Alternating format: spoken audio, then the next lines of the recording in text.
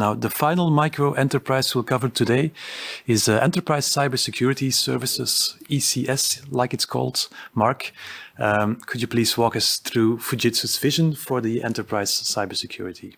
I would love to. I also would like to say that it's my absolute pleasure to be here, so thank you for having us. So at Fujitsu, we're very passionate about enabling our customers to not only meet their critical business objectives, but actually exceed them. And in today's business landscape, cybersecurity is much more than just the cost of doing business. It's a competitive advantage.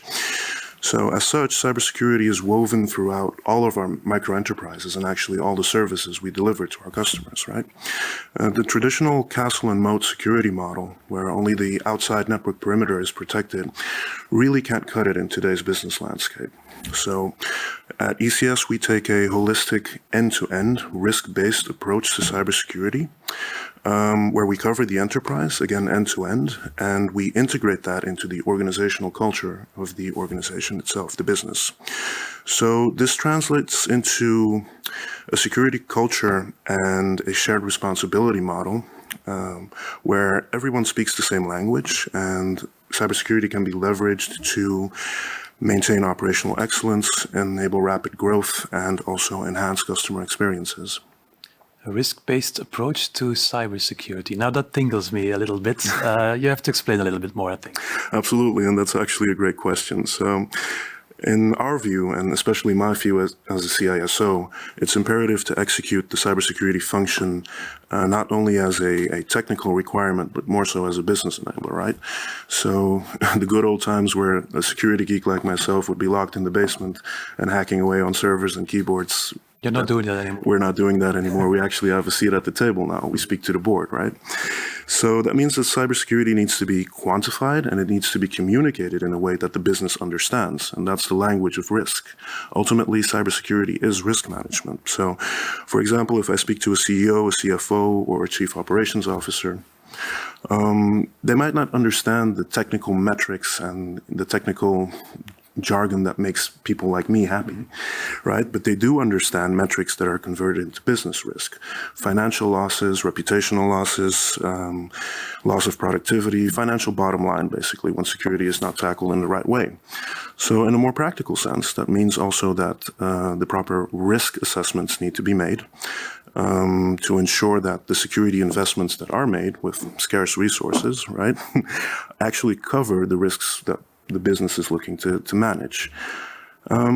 It also enables the business to determine where these investments are most necessary, right? In terms of criticality, in terms of impact to the business. And that again translates into a return on security investment. Mm-hmm. I can imagine for a lot of CIOs, it's often difficult to convince the management of the total budget that is needed for cybersecurity solutions.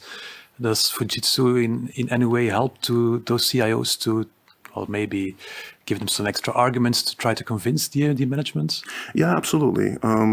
Like you mentioned, it's always an uphill battle trying to get any sort of technology budget, and especially cybersecurity budget. So if you can quantify this in a way that you can show criticality, impact, and probability of things happening, what it would mean in terms of, for example, fines that need to be paid when a GDPR infraction is done, loss of productivity when certain systems are down, especially on the operational side.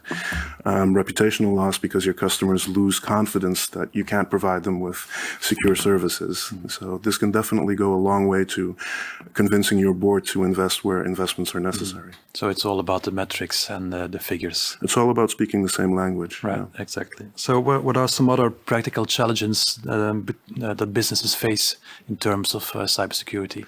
Well, I'm not going to bother you with too many technical details. Thank you for that.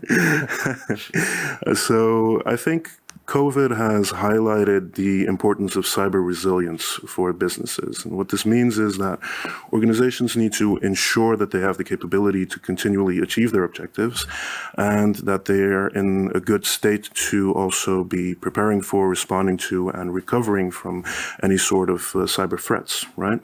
So this means that organizations need to look at cybersecurity GRC, governance, risk management, and compliance.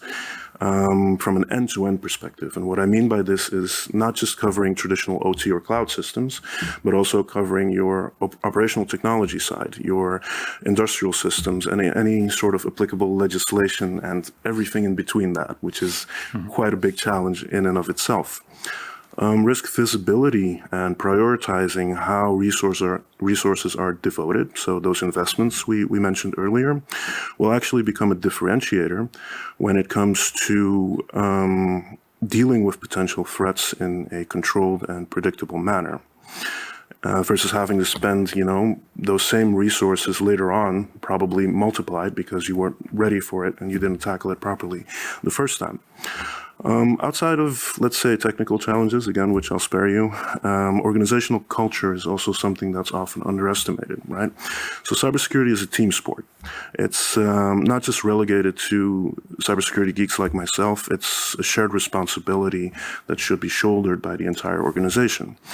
And integrating the security function throughout the business and delivery lifecycle is one of the best investments an organization can actually make in improving their overall security posture. Because it sounds a bit cliche, but ultimately the first and most important line of defense for any organization is also her most important resource, which is her employees. Mm-hmm. And talking about those employees, it's often said in cybersecurity that the weakest link is probably the human. Well, I don't like to be quite so fatalistic in that regard. Usually, indeed, social engineering and these types of attacks that target the human element are more successful because they require less of an investment in terms of knowledge and time to get it to work. But I see it also as the job of the CISO to make sure the proper awareness programs are in place. You cannot just run security with technical controls. Mm-hmm. You need to educate your people, you need to educate your staff, and so that they can be better capable of recognizing threats and acting on them in the proper way. It often feels like an ever-going battle is going on between the bad guys and companies who are trying to defend themselves. Will this ever be solved? Probably a difficult question. No, I guess that's why I got into cybersecurity, right? Mm-hmm. It's basically job security, I would call it, in a wicked sense. Right. No, but it's never going to end. It's an ever-going battle, and that's also why it's one of the most challenging subfields of computer science. Mm-hmm. And it's fun. It's day-to-day fun, and it's very rewarding as well. All right, I can feel the passion and the rewarding aspect of it already. Now, I want to thank you all for running us through the ECS enterprise and the other micro enterprise structures, of course. Ladies and gentlemen, this was it regarding the webinar on Fujitsu's micro enterprise structure. I want to thank you all very much for listening. We hope you picked up at least a thing or two. Maybe some more information is needed. Well, we can provide you. More information is available on the website of Fujitsu Belgium, www.fujitsu.com/be, or there's another solution to this. Instead of just typing the URL, just scan the QR code, which should be filling the screen right now. If you would like to leave feedback, request more information, or maybe book an appointment or assessment with a Fujitsu expert, fill in the survey by scanning the QR code that is filling the screen right now. And afterwards, you can book an appointment with a specialist of your choice. Again, that said, I'd like to thank you, ladies and gentlemen, for watching, and I hope we'll see each other quite soon. For now, have a lovely day. Bye-bye.